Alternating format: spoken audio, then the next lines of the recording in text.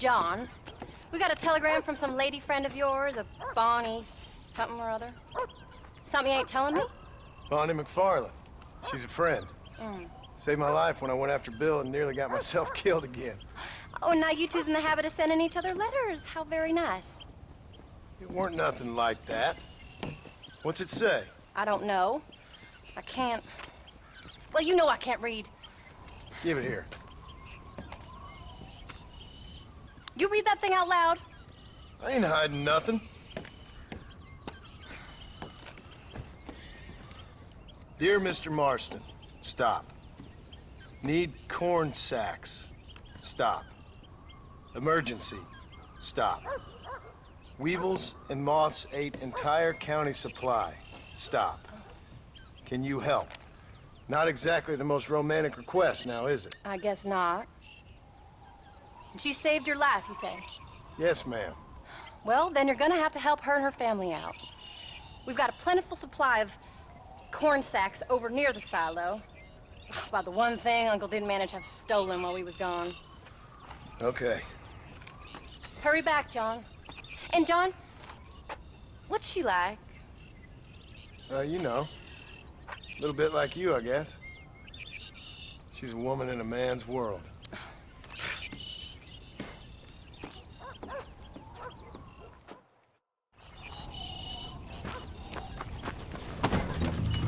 John! Wait! Maybe I should meet this McFarland woman. Well, come on then. Let's get going.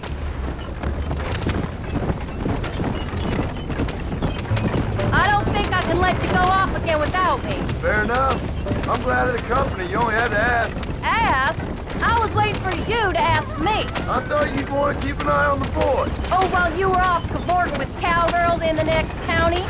I don't think so, John Marston. You only just got home. That Jack's seen enough of me for a lifetime. So, is she married? Is Bonnie McFarland?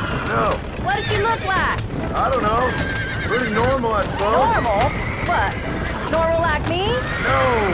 Normal as in 2 eyes, mouth, nose, that kind of normal. Besides, ain't no woman fine as you. A little flattery. Now we're finally getting somewhere. If you find yourself in a hole, the first thing to do is stop digging. Another pearl of wisdom from John Marston. I sure do miss those. I never took you for the jealous type, Abigail. I ain't jealous so much as curious. You heard what she wrote. It's just some corn. She saved my life and she was decent enough to me, so I owe her this much at least. How did she save your life anyway? She found me half dead on the side of the road and took me to the doctor. Most folks would have left me there. Half dead from what? Bill didn't take so kindly to me visiting unannounced. Bill never did like surprises. How was he? Same as he was when we left. Angry and dumb. Taking his revenge out on the world. People down there was really scared of him. Of Bill? You gotta be kidding me. He was only frightening if he was afraid of dumb fools. Bill weren't so bad, but when Dutch went crazy, Bill took it hard. For a while, we all thought we'd found something right. A better way to live, but it was just a lie. So you saw before they did. Maybe. But they was still kind of a family. A family that left you for dead. You knew the truth, John, and they hated you for it. Where did they take you? Who? Those government bastards. Where did they hold you and Jack? I ain't sure. They kept their eyes covered there and back. Can't have been too far from here, though. They treat you right? It ain't the first time I've had a gun to my head, John. You're forgetting your marriage proposal. Very funny. No, they learned pretty quick what would happen if they laid a finger on me. Sons of bitches. It wasn't them or being there. I didn't care about that. I've been in far worse situations. It was the wait. I didn't know if you was coming back. Of course I was coming back. You were only supposed to be gone for a couple of days. It took longer than I thought. The only thing Bill and Dutch was ever any good at was not getting caught. I started thinking you'd gone back to them. That life's over. I hope you're right. Crack that whip, John, or we'll never get there. Bill, Javier, Dutch, they're all dead. It don't get more over than that.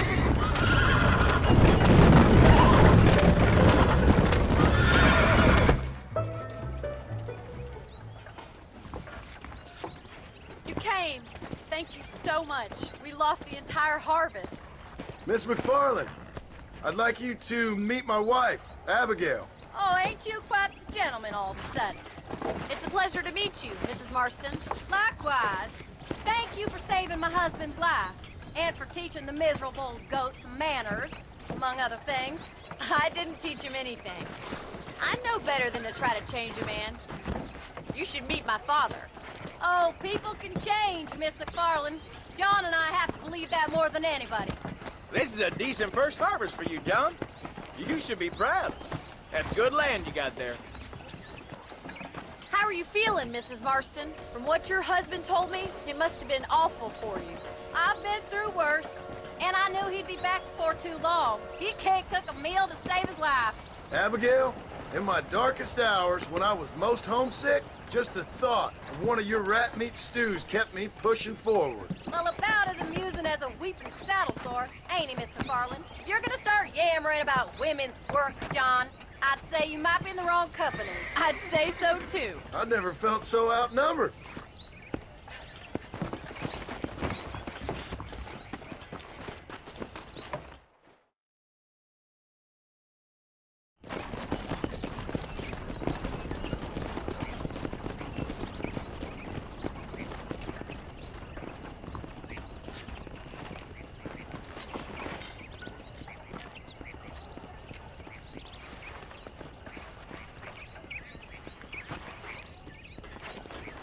Ma'am?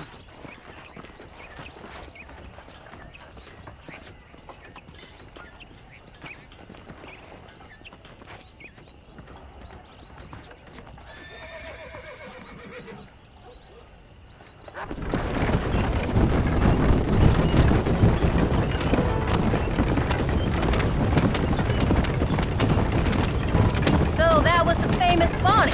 That was her, all right. She's pretty. She's normal, like I said. Well, you always wanted to be a rancher.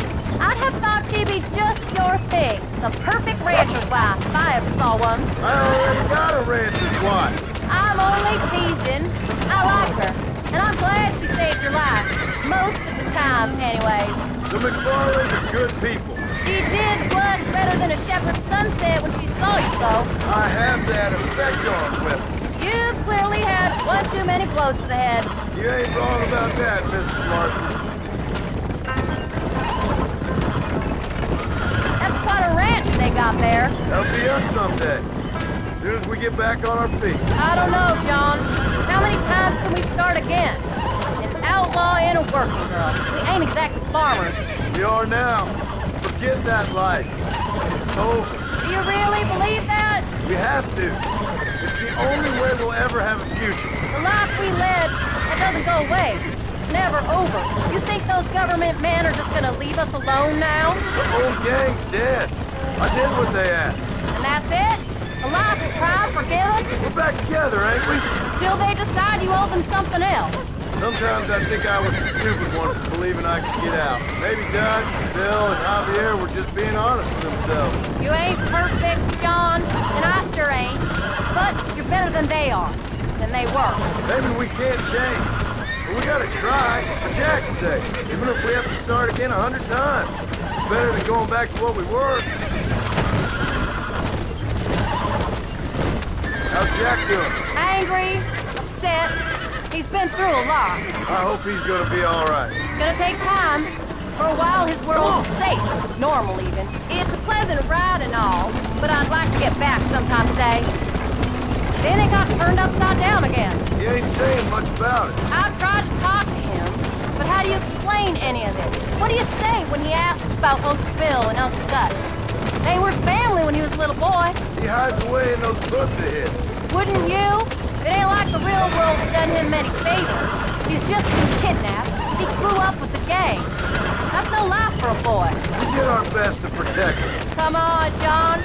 He saw things no boy could see. Well, now we got a chance to make it right.